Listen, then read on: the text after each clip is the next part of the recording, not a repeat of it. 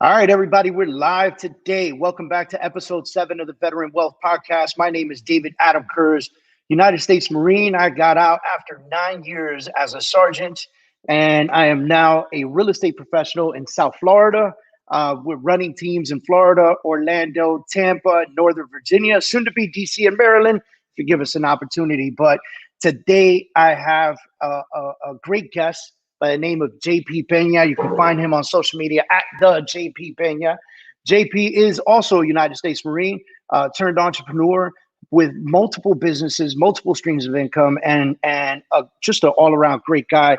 I met JP, my wife and I met JP many years ago when we were both members of the Veterans Association of Real Estate Professionals.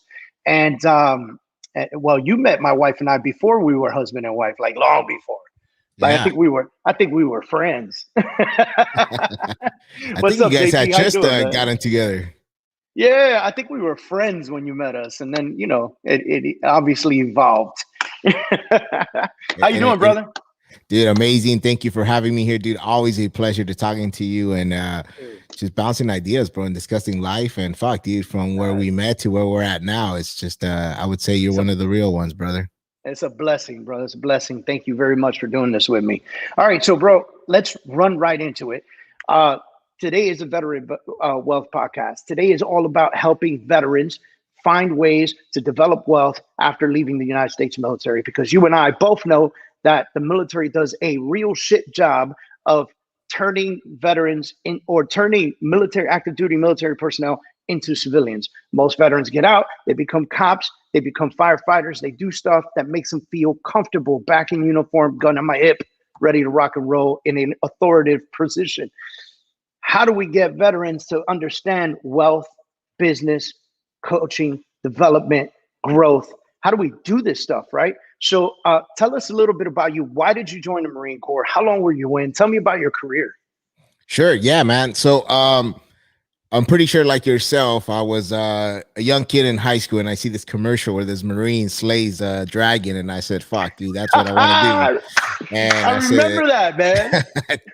That's really what sold me, man. Then I had the poster, I had the recon poster on my wall, and I always wanted a challenge. And so it's crazy because I almost joined the Navy before that.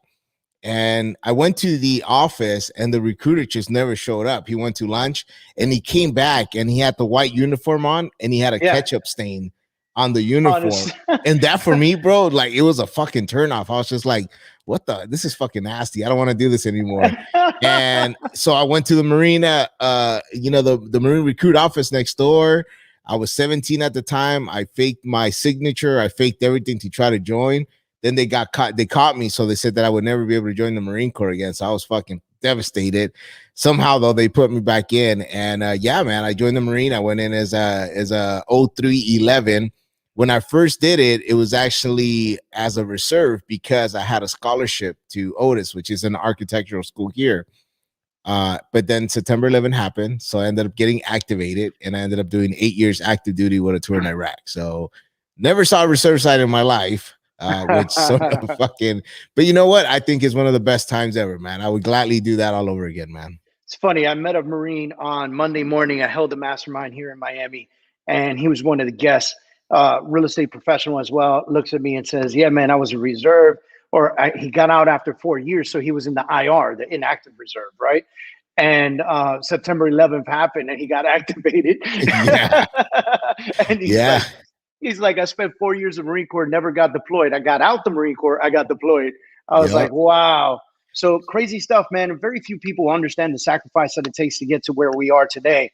Let me ask you a question. After leaving the military, after 8 years of service, after serving in Iraq, having this very particular mentality that we have, especially as Marines, no disrespect to any of the other armed forces. We love you all. We support you all. Our brothers and sisters, we love you. But in the Marine Corps, every other service knows, people will say we're almost brainwashed. We have this attitude, right? Like we go in and we come out just like, hey, I hate everybody, you know? And for me, when I got out the military, I hated everyone. Like civilians were just disgusting to me. And so I went through like the first 3 years as a civilian hating everyone, and which didn't help me grow in any way whatsoever.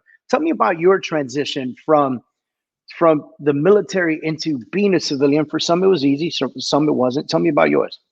Bro, I think we might need about 3 hours of this podcast to get over that.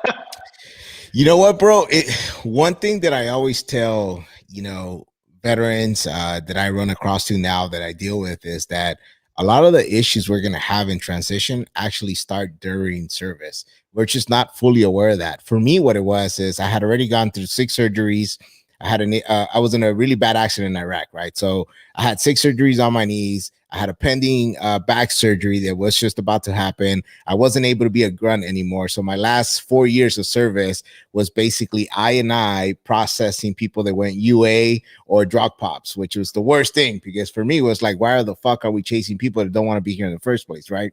So it was just a lot of shit piling up. I had gained a lot of freaking weight because I was in bed rest for a year after my surgeries.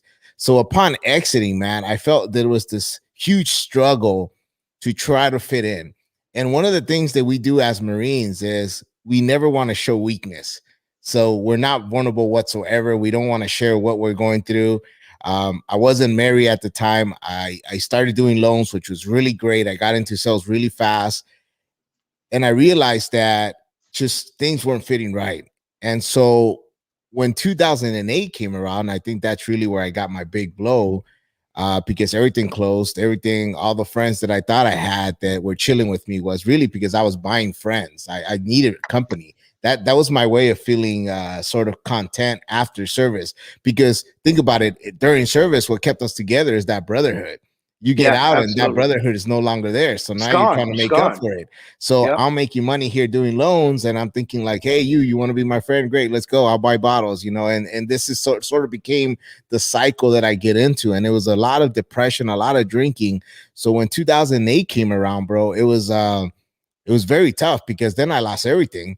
And as I lose everything now, I happen to get a call from this girl that's now my wife that was working for me. And she's like, hey, we're about to have a kid. And now I don't have a home. Now we're homeless. I don't have a car. It's about to get repoed. So the whole transition during that point is really when PTSD, depression, everything just mounted on top of me, bro. And it was one of the hardest feelings because I felt to seek help. I didn't want to seek help. For me, it was like, fuck it, I'm a Marine. You get over this. You got to just figure it out. And suck it up, buttercup. Yeah, exactly, dude. And so every outlet that I try to do was just not working for me. And I remember at one point getting up and saying, fuck it, well, at least I need to get a job, right? And I would go to places and I would get turned down. I remember going to 2 real estate offices and these 2 brokers, which to this day, I have to pay them a visit one day. One of them straight out told me, you will never make it in the business. You were military. You have tattoos. This is not for you. You should go become a security guard or something. And I think that was like the one that really hit me, bro, because then I felt like, fuck, maybe that they're right. Maybe that's what I need to do. Maybe I shouldn't go this route whatsoever. And then I get home, bro, and I get this letter from the life insurance that we used to get from the military. And it said that I had 1 month left on that life insurance and it was for $150,000. And if I wanted to continue making a payment, I could do it. If not, then, it was just going to lapse. And I remember looking at it, bro. And I went through a whole bottle of Bacardi and I'm looking at this letter and I said, fuck it, maybe this is the answer. If I take my life, then my family will be good to go because they're going to get $150,000 in life insurance policy. And so I drank some more. I remember said goodnight to my wife, my son at the time. He had just been born. Took my gun out, bro. Sat there, was knocking on heaven's door on the TV. And I looked at that letter, put the gun in my head, pulled the trigger. And for some reason, it didn't go off, bro. But I think that was the changing point in my life when I said, fuck it, I really got to do something. And we're not getting the help that we need. So I got to figure it out, dude. And that was my pivot point, bro. That was my pivot point from transition after service. Wow, bro. I'm like super emotional right now, dude. It's incredible to hear a story. I tell you, I get out the Marine Corps. I have PTSD as well. I hate people for like the first 4 years of I can't associate with people, right? And everyone in their world thinks this is the worst thing ever, right? And then I have you sitting here telling every one of our listeners, telling everyone that is with us today that you left the military, you ended up homeless, you got a girl pregnant who's now your wife, by the way, so that was a blessing. And you attempted suicide. You needed a wake up call. I think God did that for you. You know, 100%, bro. So what happens now? Like JP wakes up and says, "I got to do something." How do we go from suicidal JP with PTSD, post-military, overweight, struggling, homeless, to gym-bound, muscle-bound, super motivated, video creating, content maker, superstar real estate agent, additional business owner, because I know you own other businesses or partner in other businesses as well, to the position where you look at me and say, Dave, I might move somewhere for 6 months because I can run my business from anywhere. How do I go from, how does a veteran go from point A to where you are today? It's not easy. Give me that breakdown. So first thing off the bat, bro, you have to have the right mentorship in front of you. And one of the biggest issues with veterans is that we don't get a handbook when we transition out of service. Basically, it's you're out, thank you for your service. Here's a bag of candy, go to the VA and apply for there. So from active service, for you to start already getting your feet wet in whatever it is that you want to do, or with people like yourself, like myself, that are doing great already, and start getting some basically pointers or some sort of a structure, because you got to remember that military, we're used to structure. We get blueprints in the military. That's why if we get a mission, we're always able to accomplish it because we're being told what needs to be done. You get out now, you have no idea. You got military personnel that went in at 17, 18 years old that never had structure in their life, yet financial literacy or anything related to basically, getting your life together. So when we get out, we don't have an expectation for that. When we get out, we have nowhere to go to. Some of these vets don't even have parents here. They're divorced, that they get out and they have all these financial issues and all that. So the first thing I would say is you have to find somebody, because the minute that I started investing in myself and self-development in myself, whether it was just, changing my circle, I stopped going to the American Legion. And I'll tell you why I'm not a fan of the American Legion, bro, because it was just a big fucking handout spot for people to drink and have a fucking pity party. And that's the worst thing you can fucking do to veterans, because 100%. You're already coming back fucked up. And then now you're sitting at a fucking bar with a lot of other fucked up fucking veterans, and you're fucking just going on a whole pity party. And instead of elevating you to become better, you fucking walk out even feeling worse, like shit, right? So first thing would be definitely to fucking to find somebody. And that's what I started doing, man. I remember that Jim Deemer, I'll never forget him. He was in the Navy. He was doing loans at the time, and he brought me in, and he was the first one that really taught me about wealth and how to create it. I mean, this guy was older. He had a Chinese wife. They would travel almost every 3 months. This is like 2009 now, bro. We're still on a recession, and this guy's still fucking making money. So he was the one that's like, look, this is how you. So it was sort of like became a dad figure in a way, because my dad never spoke to me on how to save money, how to invest or anything. So he was the one that was like, dude, this is what you got to do. And that's really when I started falling in love with business. And I said, well, if nobody's going to hire me, fuck that. I'm going to create my own thing. I'm going to do my own thing. Right. And as I started that journey, and Miss Marianne, God rest in peace, she took me in as a broker, and she would help me out. I never saw a contract in my life. That's how much she loved me. She said, you're a veteran. Like, I'm telling you, man, look, God has a way of taking care of you. And if you don't believe in God, then fuck, the universe has a way of always fucking taking care of you, as long as you put that right energy out there. Yeah. And a lot of the reasons why we're not able to achieve that is because our mindset. And I'm a big believer on cost. We live in a world of cost and effect. Everything we put out has a fucking cost, has a fucking, a finished a status that's going to happen based on what you put out. A lot of the shit that happens to us is decisions that we made that have a fucking outcome. We don't realize that shit. And then we want to blame people. One of the things that I hear a lot from veterans is, well, God wanted me to live this life. That's not fucking true. God didn't say, David, let you on the 17th day that you get out of the military be fucking broken homeless. Fuck no. We all get that same fucking path. some is going to be harder than the other ones, but we all have that opportunity to become fucking big and create amazing things, right? And so that's what I fucking started doing, dude. I completely changed my mindset. I remember I started just fucking taking on bigger deals. This lady took me in. She was helping me out with, I got at least a couple deals in. And then I said, fuck it, I'm going to go to the high-end market. And this was around 2010, bro. And I go to this office, Coldwell Banker on Sunset Boulevard, the Sunset Strip in West Hollywood, very known. You got all your top hitters here. And my mom used to clean homes in all these areas. So I would always go there for motivation, park on the top and be there. Someday I'll be here, right? And I'm driving down. I see this Coldwell Banker. I said, fuck it, I'm going to go in there and I'm going to ask for an opportunity here. And I went in there and fucking, I remember I had my Dockers fucking slacks with some weird old school, like old man looking shoes that I bought at the PX with this oversized fucking dressing shirt. I mean, dude, I was just coming back up, right? And I get in and I said, I need to interview with the broker. And Melissa, I'll never forget this thing. She still follows me on Facebook. Hopefully she sees this. She knows it's true. And she says, it doesn't work that way. You have to make an appointment to come here. And I said, no, like I need to speak with the broker.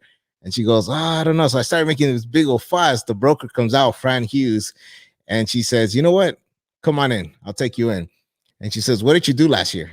And I said, I did 250,000. And she goes, wow, 250,000 commission. That's pretty good. I said, no, that's how much the house was that I sold. And she sat there and she kind of like made this look and she's like, son, the average agent here makes 250,000 a year. Like maybe this is not a right fit. Maybe you should start, And I said, ma'am, listen, I just need an opportunity. I was a Marine. If you give me a path, if you show me, if you give me a blueprint, I will fucking succeed. I will make it. I will not let you down. Like I'll clean the office. I'll do whatever you want me to do. Just give me a shot. And she started tearing up, bro. Turns out her son died in Afghanistan. Her son was a Marine. And she says, I don't care what you did last year. I don't care anything. I'm going to break you. I'm going to bring you in. I'm going to show you that ropes. That year I sold 5 million in real estate, bro. 5 million in real estate. From there on, bro, I just fucking catapult. But it was all because I decided to change my mindset. I decided to rewrite the book.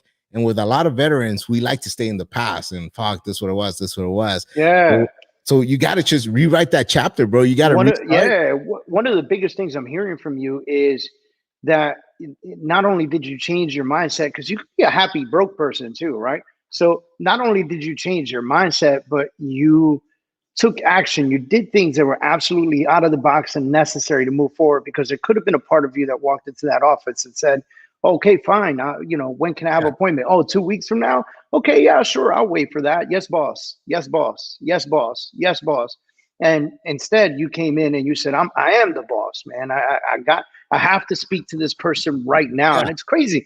Every motivational video we watch, every motivational movie you watch, it's all the same thing, really, right? It's like someone who's down and out, then they change their mindset and then they go after what they want. They don't wait for what they want to be handed to them, but they go after what they want and they make a difference. And David, this is what the crazy part of all this is, right? You were in the military. Why is it that you achieved boot camp? I had no choice. No, beside the choice, there was that will, that power between your ribcage. Look, I think, it's funny because I went into boot camp, and I always tell the story. Like, I'm Puerto Rican. My mom is Puerto Rican. My mom was a tough mom, and I always joke and I say, when I went to boot camp, first time drill instructor got in my face, I was a bit nervous, and then when it was over, I was like, this guy's got nothing on my mom. I'm going to cruise through this, That's funny. The willpower was there. I joined the Marine Corps because I knew I needed to make a change in my life. Absolutely knew it.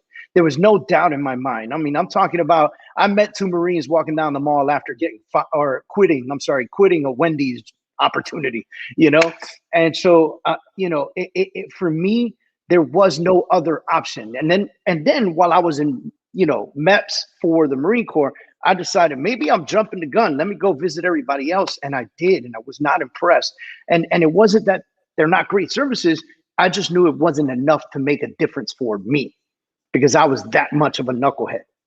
Right. Yeah. And so I needed the extra push. I needed, when I saw the Air Force video and the guy was climbing the rope on the wall and the wall had steps, I was like, yeah, no, that's, come on, man, Yeah. I walked into the Air Force office, the Army office, and the recruiter had his feet kicked up on the desk.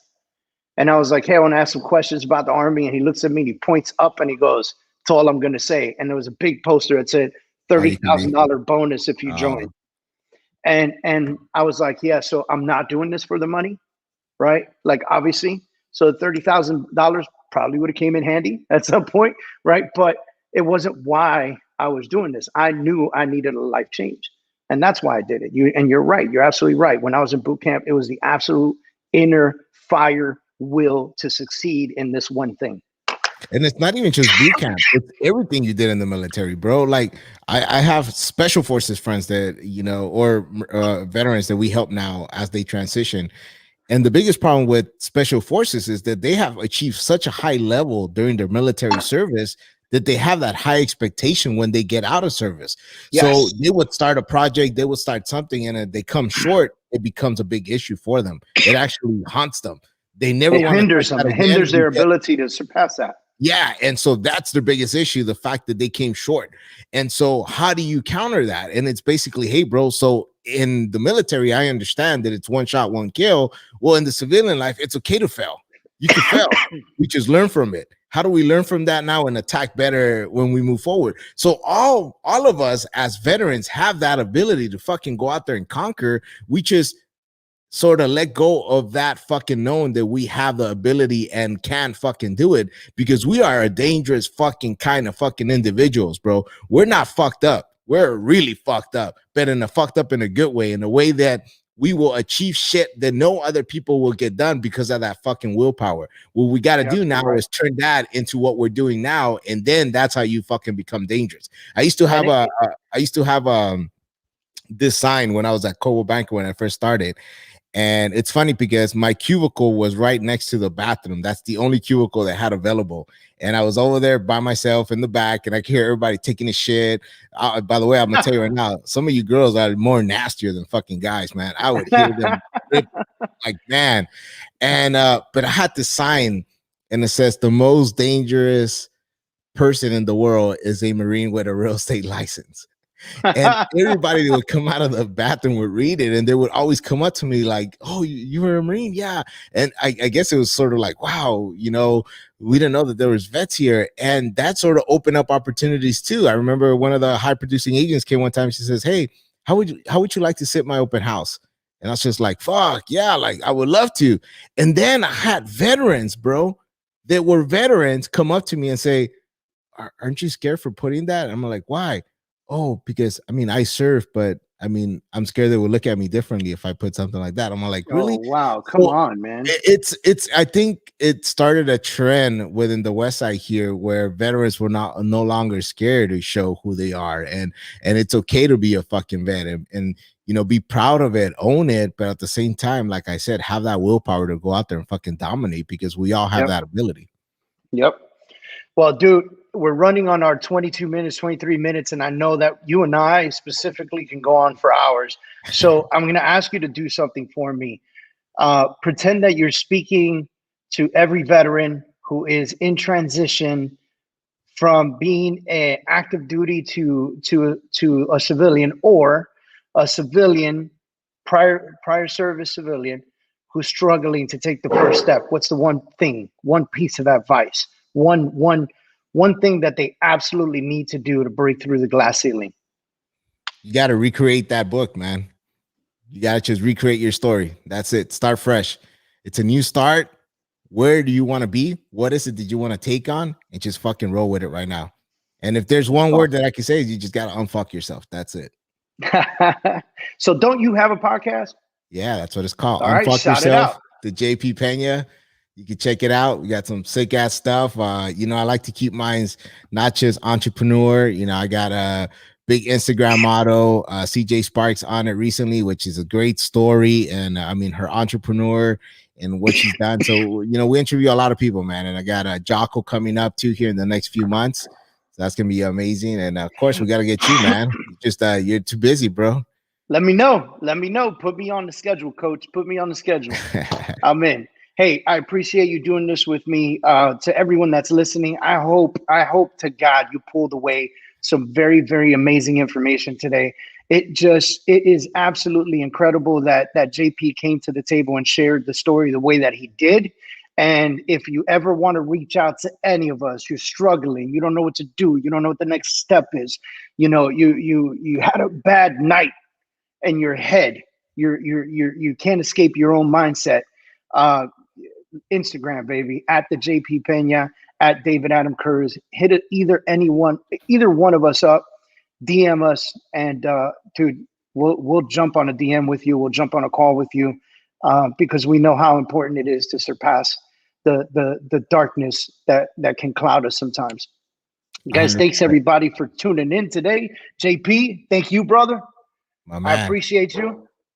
And I'll see you in Boca in a couple weeks. Yeah. All right. See you later, bro.